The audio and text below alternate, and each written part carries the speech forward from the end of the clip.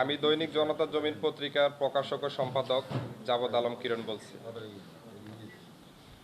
আপনারা ইতিমধ্যেই জেনেছেন যে সম্প্রতি একটা চক্র মহল আমাকে বিভিন্নভাবে সামাজিক যোগাযোগ মাধ্যমে আমাকে প্রাণনাশের হুমকি দিয়ে আসতেছে এবং আমার গর্ভধারিণী মাকে নিয়ে ফেসবুকের মাধ্যমে অশালীন ভাষায় গালমদ্দ করে আসতেছে।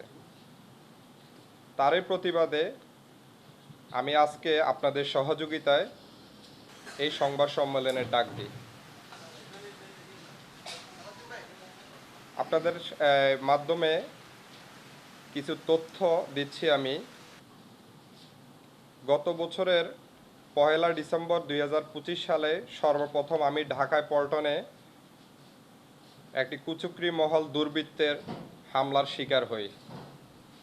ইতিমধ্যে আপনারা সেই খবর জেনেছেন আশা করি। পরবর্তীতে আমি 399-এ ফোন করে সহযোগিতা চাইলে পল্টন থানার পুলিশ গিয়ে আমাকে উদ্ধার করে এবং আমার দৈনিক জনতা জমিন প্রধান কার্যালয় কাকরাইল অফিসে আমাকে পুলিশ নিরাপত্তায় পৌঁছে দেয়। পরবর্তীতে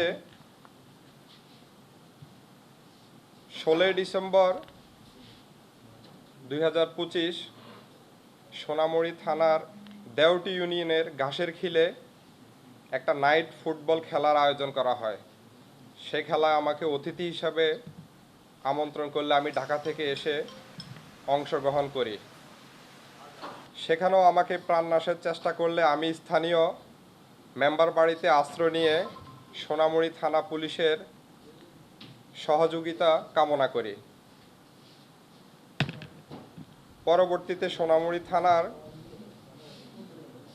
এসআই কামাল সাহেবের নেতৃত্বে একটি পোস্ট গিয়ে আমাকে ওই মেম্বার বাড়ি থেকে একটা ঘর থেকে উদ্ধার করে আমার বাড়িতে গভীর রাতে পৌঁছে দেয়। পরে আমি সোনামুড়ি থানায় 4 জনের নাম উল্লেখ করে এবং কিছু অজ্ঞাতনামা দিয়ে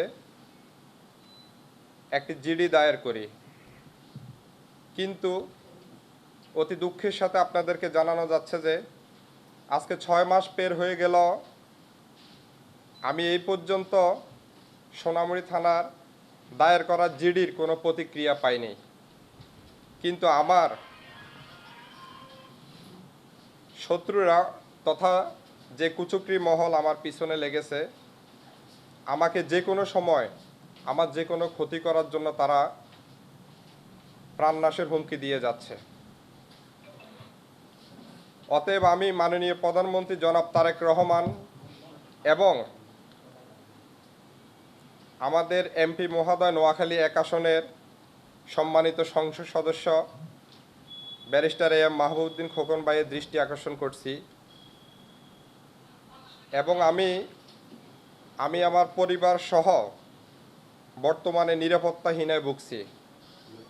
এমতো অবস্থায় আমি আপনাদের সার্বিক সহযোগিতা কামনা করছি এবং অনতিবিলম্বে দ্রুত আইনি ব্যবস্থা নেওয়ার জন্য আমি জোর দাবি জানাচ্ছি এবং আমার সকল সাংবাদিক ভাইয়ের সর্বদাই সহযোগিতা কামনা করছি।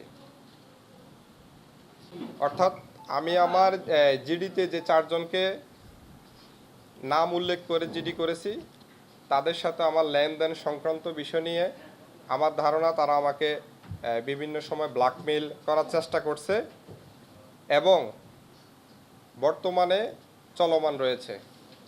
সুতরাং আমি আমার এই হামলাগুলার ন্যাক্কারজনক হামলাগুলার সুষ্ঠু তদন্তে আইনানুগ ব্যবস্থার জোর দাবি জানাচ্ছি এবং আপনাদের সকলের সহযোগিতা কামনা করছি।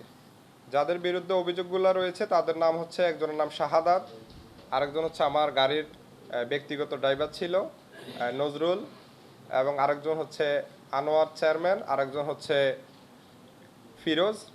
আর বর্তমান সন্দেহজনক যাদেরকে আমি মনে করছি আনোয়ার বাড়ি ফিন্টু এবং শাহজাহান সাজু। শুধু আপনার পাওনা টাকাকেই কেন্দ্র করে। জি ঠিক আছে, এটাই মানে আমরা কি দেখতে পারি আপনাকে